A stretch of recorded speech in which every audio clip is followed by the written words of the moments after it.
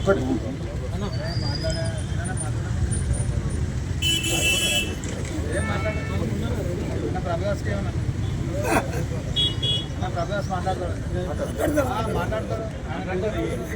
నిమిషం ప్రభాస్ అన్న గారు కూడా మాట్లాడవలసి కోరుతున్నాం.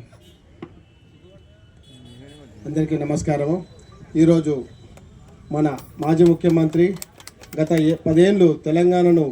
భారతదేశం మొత్తం కూడా యావత్ తెలంగాణ వైపు చూపించే విధంగా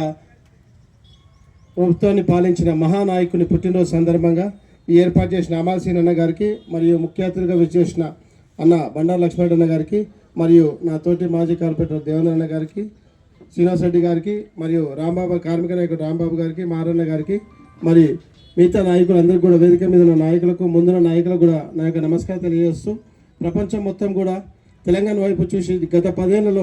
నీళ్లు నిధులు నియామకాలు అనే ఒక 3 అంశాలతోటి ఈరోజు తెలంగాణలో నీళ్లు లేని ఊరు లేకుండా, మరి ఉద్యోగాల విషయంలో గౌరవ కేటీఆర్ గారి ఆధ్వర్యంలో ఎన్నో విదేశీ కంపెనీలను తీసుకొచ్చి ఇక్కడ ఐటీ సెక్టర్ను ప్రపంచం యావత్తు కూడా తెలంగాణ వైపు చూసే విధంగా పాలించిన మహానాయకుల్లో పుట్టినరోజు జరుపుకుంటున్నందుకు మనకు ఎంతో గౌరవం ఉంది. దీనికి విచ్చేసిన అందరికీ ప్రత్యేక ధన్యవాదాలు.